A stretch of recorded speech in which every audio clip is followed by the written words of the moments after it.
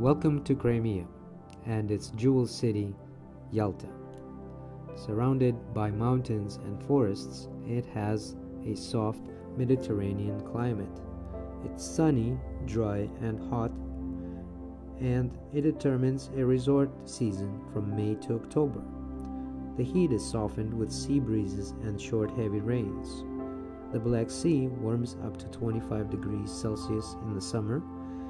The winter here is rainy with rare frosts. The best season is fall. It's warm, dry, and sunny, approximately 20 degrees Celsius. The swimming season lasts until mid-October.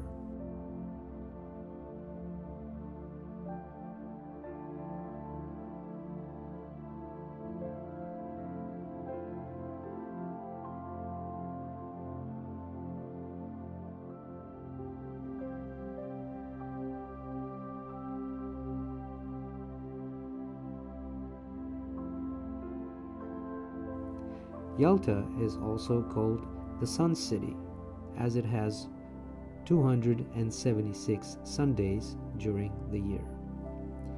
It is also called the Museum Under an Open Sky, as it has many wonderful and natural attractions which can be visited around the year. Yalta is a spectacular resort town on the southern coast of the peninsula and is found right between Cape Aitodor and Montedor. The town's located in a vast amphitheater, which means it's surrounded by a semicircle of mountains of all shapes and sizes.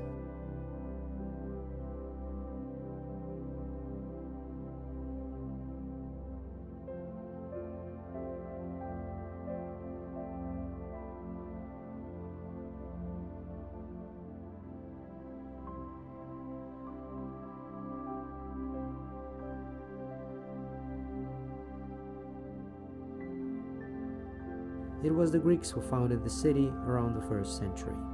The legend claims that some Greek sailors were beaten up by the sea storm and couldn't find the shore for a very long time. So, when they finally found the coast, Yalos, they instantly knew what to name it.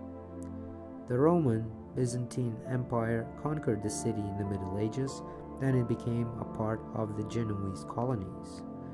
At the end of the 19th century, Yalta was a pretty famous resort town. That's when Livadia became the official residence of the Russian royal family in the south.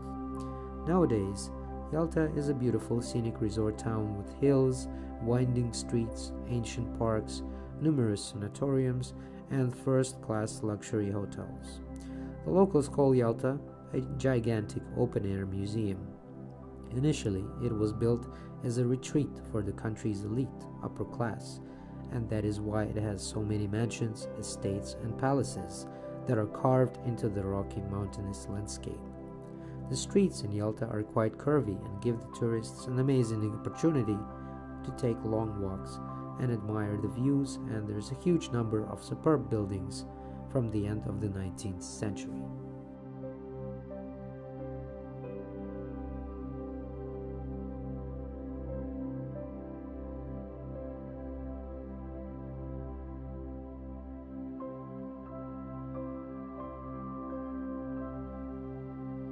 The Livadia Palace was built exclusively as a summer retreat for Nicholas II, the last Tsar of the Russian Empire. The Winter Palace in St. Petersburg was their main home, and Livadia became their summer residence. There's an exposition on how the last Tsar family lived. You'll find the luxurious private apartments on the first floor, Nikolai's private study, several photos taken by him, the dining room, the rich library, with a copy of local newspaper called Ruskaya Riviera, dated back to 1913, and a classroom with a lot of sketches by Nikolai's children. It's all open to visitors. The historical Yalta Conference was held at the Livadia Palace in 1945, and it housed the American President Frank D. Roosevelt and the entire U.S. delegation. On February 11th, the so-called Yalta Declaration divided the Nazi Germany into different parts, while some of the country's territory in the north and west was handed to Poland.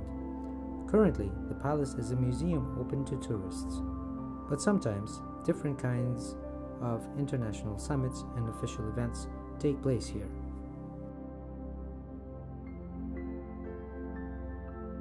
The Vorontsov Palace and Park is one of the most beautiful landmarks on the peninsula. This astonishing palace is the exquisite landscape park are situated at the pillar of Mount Aipetri. The construction of the palace began in 1830 and lasted for 18 years and was finally finished in 1848.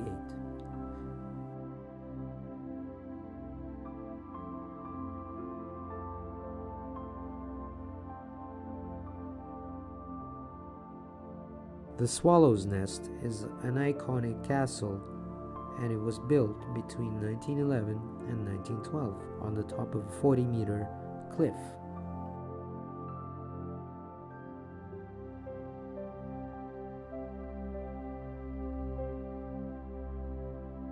The Crimean winemaking traditions date back many centuries. Wine production was one of the principal activities, and enough wine was produced to export large quantities to other regions. Today, the world still enjoys magnificent Crimean wines. They are exported to Europe, Asia, the United States, and other regions. It is one of the staples of Crimea. What is the secret of their unique quality and inexpensive price? The abundance of the sun and soft climate of the southern coast give rise to grapes ideal for sweet wines such as muscats, madeiras, sherries, and ports. The exceptional quality of Crimea's dry table wines take roots in valleys in the local rivers. Fine table wines are also made from grapes of the steppe part of the peninsula.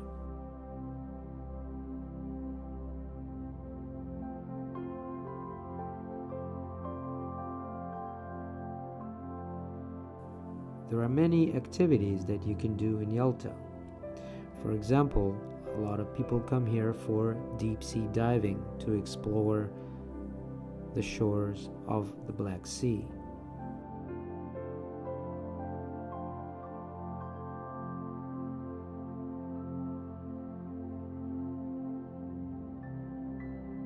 If you like hiking, you will love going up Mount Aipetri. But if it is too difficult for you, you can also take the cable car, which goes up to 1,234 meters to the summit of Aipetri. The pulse-pounding cable car, Mishor to Aipetri, is by far one of the most popular and commercially successful facilities on the peninsula. It's appealing for tourists and the locals alike. You will surely be impressed after taking the trip. In about 15 minutes, you will ascend to an altitude of 1,153 meters.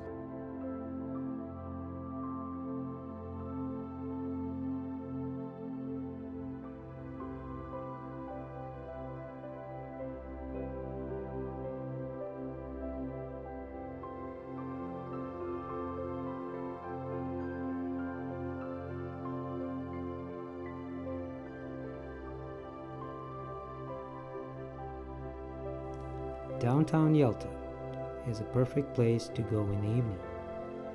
It's full of cozy cafes, little restaurants, beautiful winding streets, nightclubs, and bars.